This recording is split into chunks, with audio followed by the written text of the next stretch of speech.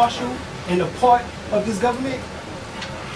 Because you are the indigenous people of this land, and they know it. They know they stole the land from you. Indigenous people have the right to participate fully, if they so choose, through procedures determined by them in devising legislative and or administrative measures that will affect them. States shall obtain the free and informed consent of the people concerning by adopting and implementing such measures. So the state should put these matters into their books, based off of the way in which that you have dictated to them, based off of the UN law. All right. So as you hear, let me give you this one. Indigenous people have the right to fully all rights established under international labor law and national labor legislation. All right. It goes on, but the thing is the fact is that if you so choose. So this is the part and partial portion in which that this the Declaration of Independence is talking about, as well what is also spoken of within the Moral Science Temple of America. We're finding out more and more that the colorable laws that they have us up under, which is rules, regulations, and statutes, is unconstitutional. And anything which is unconstitutional is null and void. That means anything which that does not measure up or equal to the Constitution in its regards and international law is irrelevant. So they can keep making law after law after law, but the Patriot Act is irrelevant. The terrorist bill is irrelevant when you're dealing with sovereignty and indigenous matters. Because it's colorable law. It is not real law. It appears to be. It's legal, but it's not lawful. There's a difference.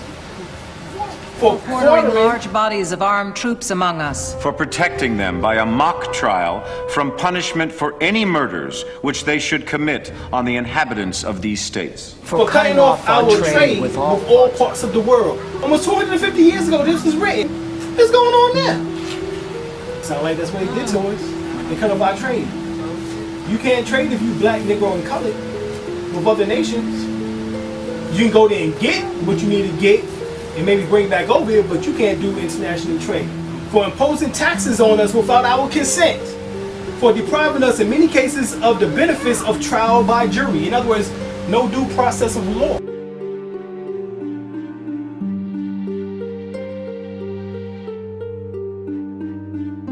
For those of you who are not familiar with the NDAA, or National Defense Authorization Act of 2012, it was an act signed into law by President Obama on New Year's Eve of 2011.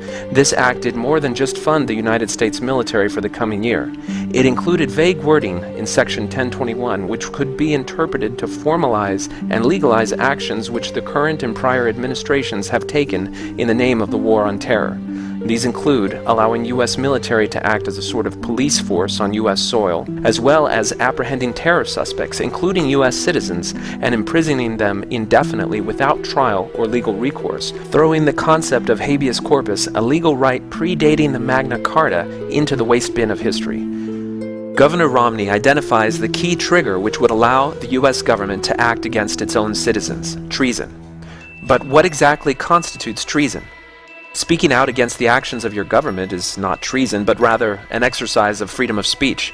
As with all crimes, a legal definition is required in order to uphold the law and correctly identify and prosecute illegal acts.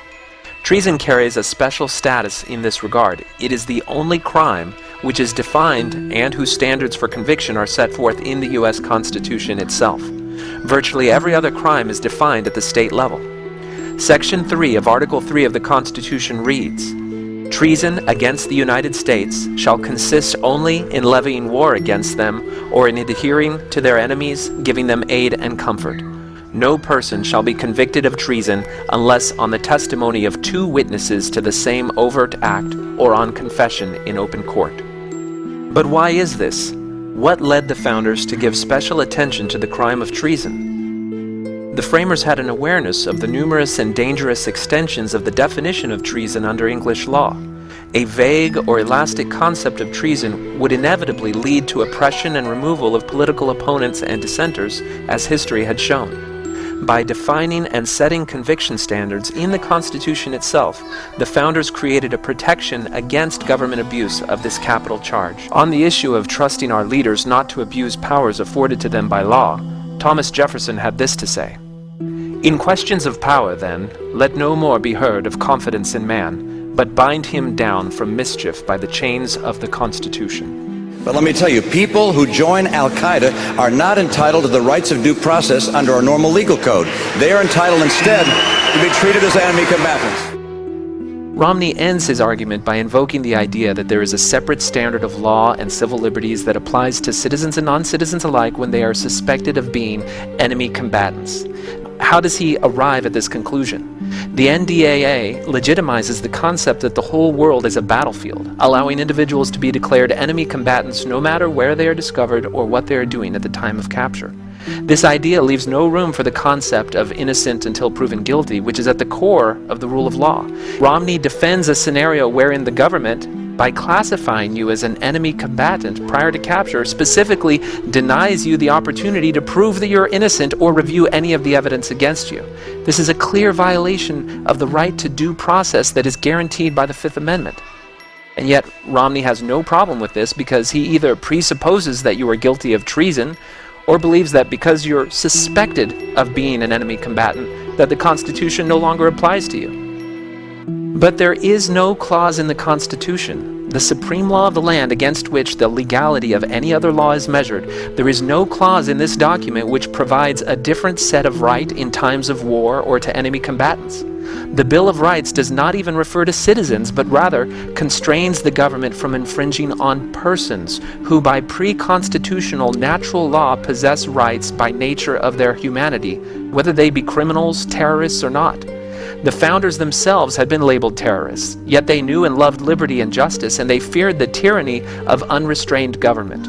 The remarkable feature of the American system of government, which was unique to the world at its inception, is that rights are not conferred by the government upon the citizenry, but rather the government is specifically constrained from imposing upon rights which pre-exist and supersede man-made law. And when they say, "I want my lawyer," you tell them, "Shut up. Your time is Don't get a expired. lawyer." Shut up. You don't get a lawyer. The Miranda rights equivalent for the war on terror. How can someone who lives in the land of the free not understand that there is no justice without due process? How did we get to this point? How did we as a nation go from giving our life's blood in the name of freedom to applauding power-hungry hegemons who openly hold our liberty ransom in the name of fear? Our government is only endowed with the power and authority delegated to it by its citizens if the people divest themselves of the very principles which would guard against tyranny when courted by a well-meaning and benevolent custodian. What recourse will they have when the next aspiring autocrat ascends to power? By understanding the value of our Constitution and selecting leaders who share the same reverence for the wisdom of its tenets, we can restore America's position as a beacon of freedom and liberty in the world. And they, just like they did Malachi York, he barely had a trial in order to defend himself now. They forced him in order to say that he was guilty. He came out the court. Came out the courtroom walking like this right here. And ain't the doc that I remember. Not doc I remember. He was walking like this right here. For transporting us by seas to be tried for pretended offenses, for abolishing the free system of English laws in a neighboring province, establishing therein an arbitrary government, and enlarging its boundaries so as to render it at once an example and fit instrument for introducing the same absolute rule into these colonies. That means that they took out the real law and they put in an arbitrary one. Okay. But that's the same thing that Franklin Delano Roosevelt did in 1933. Y'all know that, right? This is when they took gold from being the standard of money off the market. And then they took the gold and put it in Fort Knox. Now the gold is not even in Fort Knox. It's done being transferred over to the English banks up under the Rothschilds. Once again, another top Illuminati 13 member family, as I call them. Even though we got control over them, you know what I'm saying, and we soon will have that back real soon. Right. Promise you that. But the nonsense in which that is being perpetuated against us is done by these families. The Astors, the Bundys, the Collins, the DuPonts, the Lees, the Morgans, the Freeman, the Van Dyne, the Merovingian, McDonald, Disney, the Canoops, the Onassis. Okay, these are the families in which that is doing this to us. These are the richest families in the world, along with 40 other ones. All right, in which that I could go into, but it'd be too long of a list. 1% put their belief system upon 99% of the world indigenous people. Okay. For taking away our charters, abolishing our most valuable laws, and altering fundamentally the forms of our governments. For suspending our own legislatures and declaring themselves invested with power to legislate for us in all cases whatsoever. He has abdicated government here by declaring us out of his protection and waging war against us. He has plundered our seas, ravaged our coasts, burnt our towns, and destroyed the lives of our people. He is, at this time, transporting large armies of foreign mercenaries to complete the works of death, desolation, and tyranny, already begun with circumstances of cruelty and perfidy, scarcely paralleled in the most barbarous ages, and totally unworthy of the head of a civilized nation. This is why it's a known fact on the internet, when they refer to Bush, they refer to him as King George. He's following the same dictator path as his relative, King George.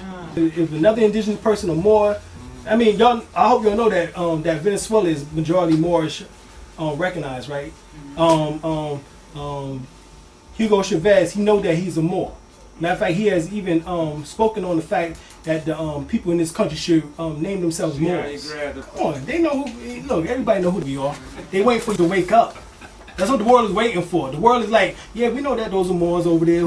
They don't know. They don't have no flag, no nationality. They don't know anything. We just said, well, that was then. This is now.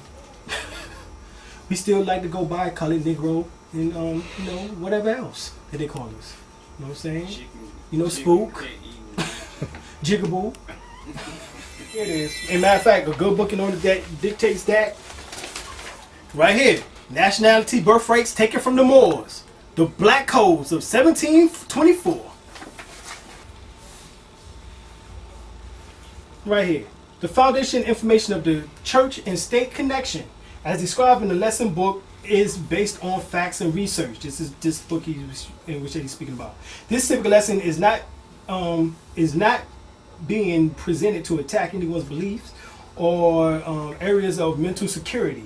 This text serves the purpose of exposing true knowledge and history to our people, Moors, who have been deceived by those who have and are presenting abusing, misteachings, and misdirecting them due to their lack of knowledge and because of their non-research behinds.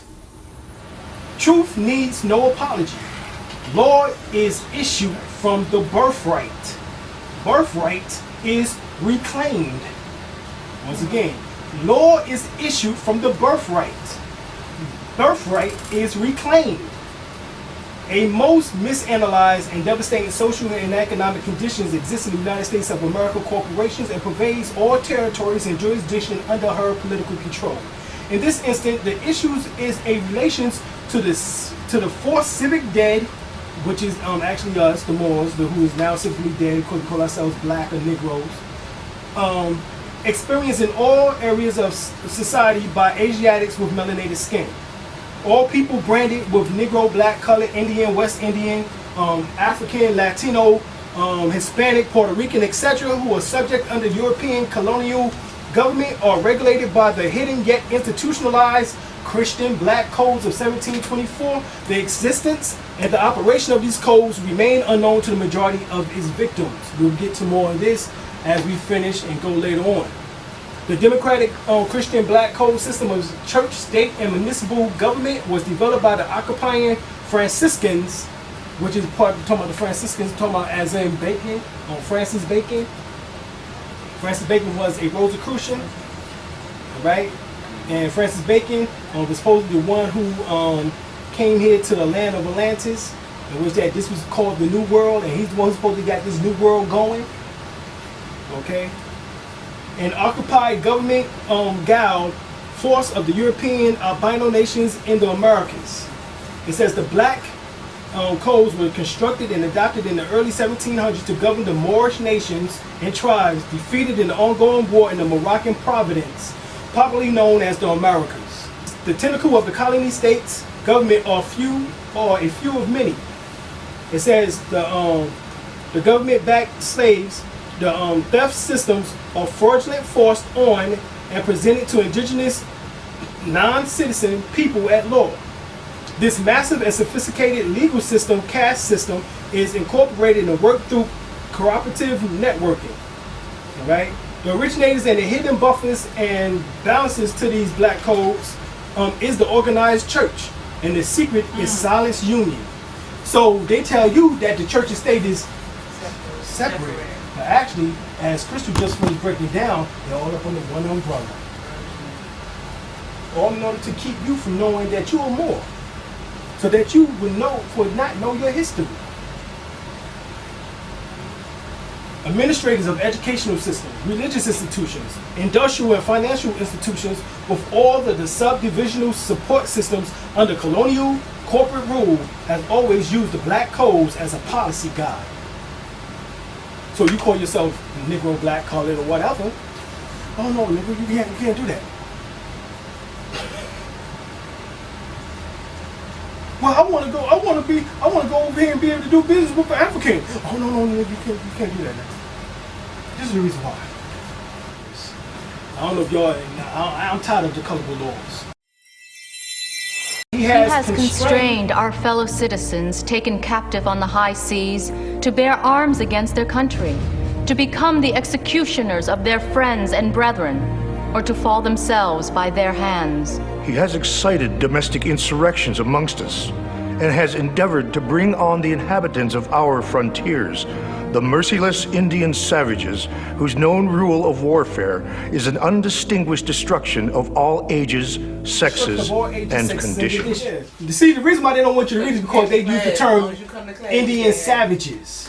They don't want you to know that that's how the Declaration of Independence still referred to the natives. Okay? The word Indian comes from the word Indios, which means God's people, which was talking about the indigenous so-called Moorish or black people in this land. That's where you get the word indigo. What color is indigo? Black, blue. Bingo. They don't call you blue black people for nothing. That's where that term comes from, for those who are very dark skinned. Now you need the book called Black Indians. Okay, you need a book called Black Indians. In the book, if I'm not mistaken, this is the book. It makes statement of the fact that there was a that black folks or Indians was actually sold from here in America to Europe. So the slave trade just didn't come from Africa to the Americas. It came from Americas to Europe. It also came from South America on up into North America. So we got different slave trades going on, different people being ranged from various miles, you know what I'm saying, between 3 to 9,000 miles difference here. You know what I'm saying? From everywhere. And it was all in order to make sure that you was mixed in thoroughly, that you would lose knowledge of yourself, that you would not recognize the fact that you was a Moor. See what happens, they didn't bank on nature correcting itself. Nature has a tendency of correcting itself. Okay?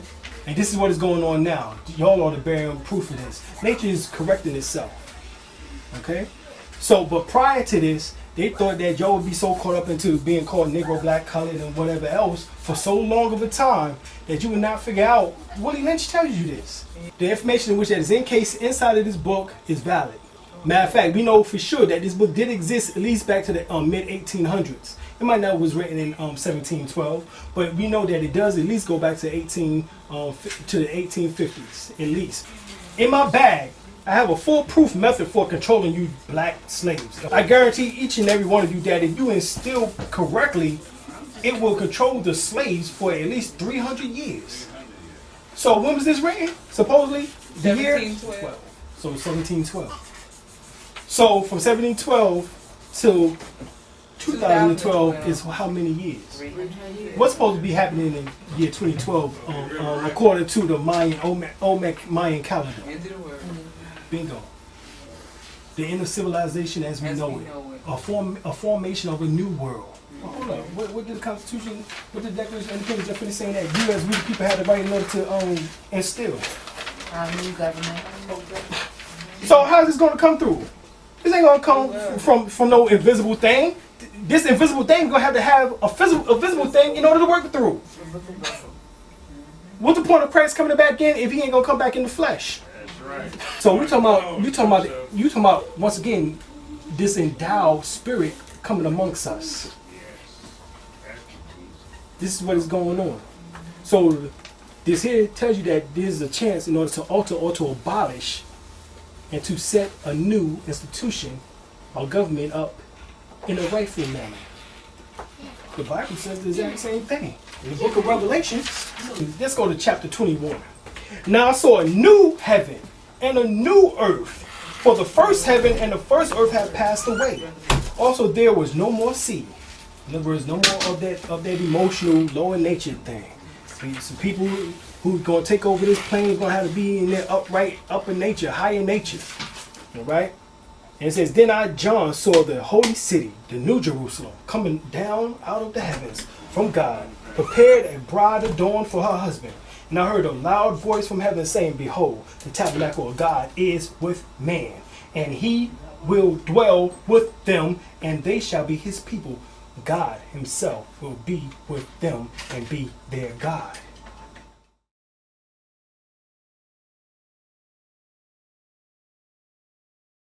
In every stage of these oppressions, we have petitioned for redress in the most humble terms.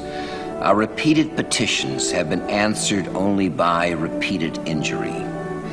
A prince whose character is thus marked by every act which may define a tyrant is unfit to be the ruler of a free people. Nor have we been wanting in attentions to our British brethren. We have warned them from time to time of attempts by their legislature to extend an unwarrantable jurisdiction over us. We have reminded them of the circumstances of our immigration and settlement here. We have appealed to their native justice and magnanimity. And we have conjured them by the ties of our common kindred to disavow these usurpations which would inevitably interrupt our connections and correspondence. They, too, have been deaf to the voice of justice and of consanguinity. We must, therefore, acquiesce in the necessity which denounces our separation and hold them, as we hold the rest of mankind, enemies in war, in peace, friends. We, therefore, the representatives of the United States of America, in General Congress assembled, appealing to the Supreme Judge of the world for the rectitude of our intentions, do, in the name and by authority of the good people of these colonies, solemnly publish and declare that these united colonies are, and of right, ought to be free and independent states. That they are absolved from all allegiance to the British Crown. And that all political connection between them and the state of Great Britain is and ought to be totally dissolved. And that as free and independent states, they have full power to levy war, conclude peace, contract alliances, establish commerce, and to do all other acts and things which independent states may of right do. And for the support of this declaration, with a firm reliance on the protection of divine providence, we mutually pledge to each other our lives, our fortunes, and our sacred honor.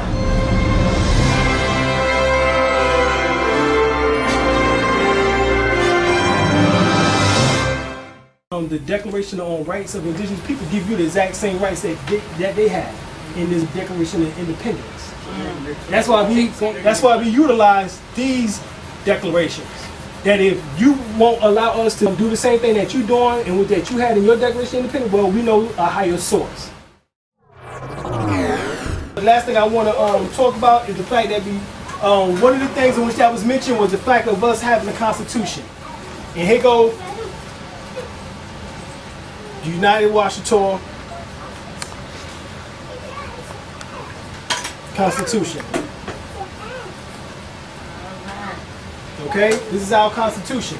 So remember, once again, we want to make sure that everybody remember this, that the following are the major root causes of the above problem: lack of knowledge of self, which ties to parentage, true heritage, cultural orientation, sovereign rights to the land and its resources, a lack of de jure nationality, so now they be declared national liaison, a national flag, a national seal to solidify the distinction of the above in the international community, a lack of birthright, which is self-authority and heritage, land and resources, a lack of sovereignty, and a lack of a written constitution.